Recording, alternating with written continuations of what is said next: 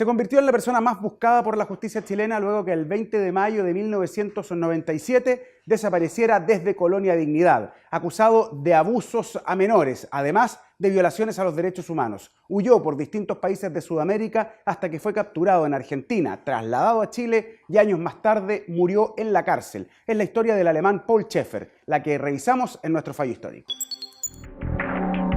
Exmilitar nazi y pedófilo, Paul Schaeffer llegó a Chile en 1961 y fundó Colonia Dignidad, un asentamiento de alemanes donde los colonos realizaban duras labores agrícolas sin remuneración.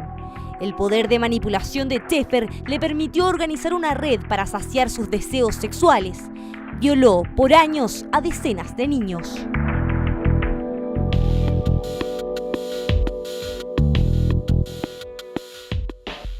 Colonia Dignidad, un nombre que no representa los hechos que allí ocurrieron, todos bajo la máscara de la beneficencia, un hospital para la comunidad, un supuesto refugio para el cuidado y la educación de niños vulnerables. Paul Schaeffer lideró esta organización en base al miedo y la ignorancia para enriquecerse junto a otros jerarcas con el trabajo de los colonos.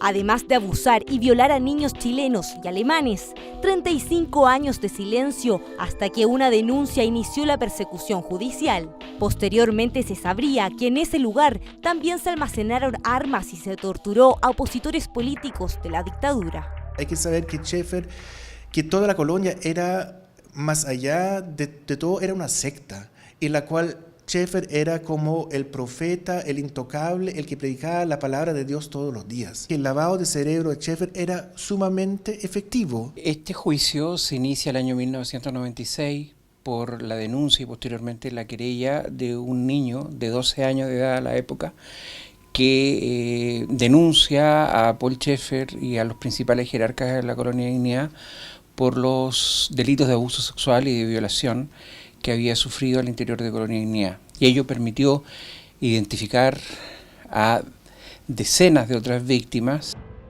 El juez Jorge Norambuena del Juzgado de Letras de Parral y posteriormente el juez en visita Hernán González desplegaron sus esfuerzos investigativos en el sistema de justicia antiguo, donde no existía la figura del fiscal, por lo que era deber de ellos recabar pruebas, las que eran ocultadas por los aliados del acusado. A eso se suma la fuga de Schaeffer del país en 1997. Recién en 2005 fue detenido en Buenos Aires.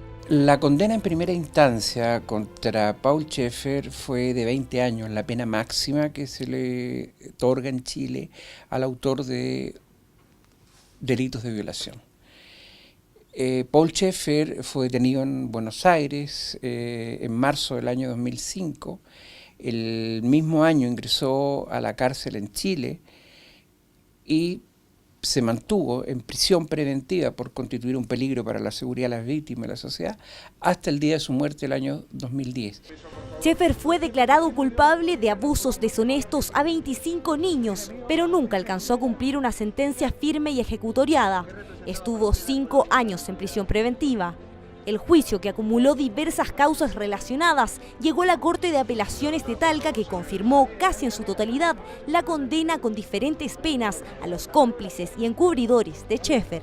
El cómplice es quien simultáneamente al delito le proporciona medios, por ejemplo, el que está parado en la puerta vela porque nadie entra mientras, en ese caso, se abusa de un niño, y el encubridor que actúa posteriormente, o sea, una vez ejecutado el delito, toma conocimiento y a plena conciencia de que se cometió un delito o por lo menos esa persona está siendo requerida por la justicia, se procede a ocultarlo o distraer la acción de la autoridad pública. Tanto condenados como la parte querellante interpusieron recursos de casación.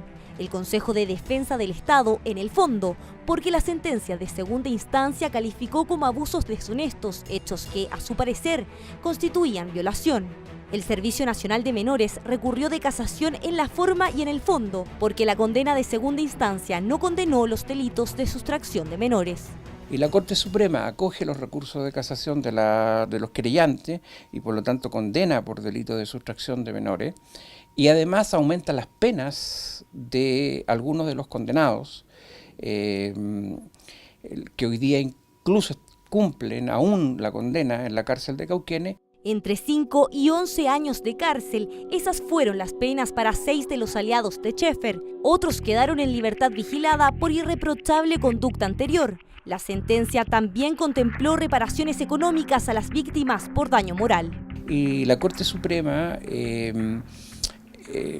confirma esta sentencia en la parte civil, que otorga indemnización a las víctimas y que además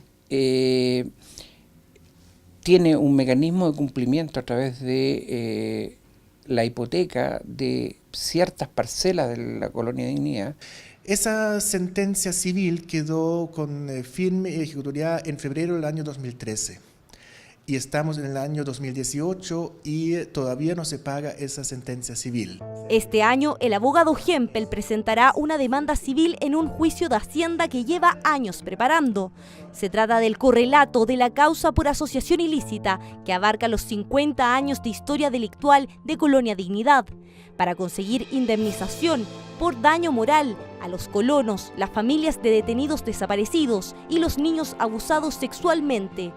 Todas víctimas de un hombre, Paul Schaeffer.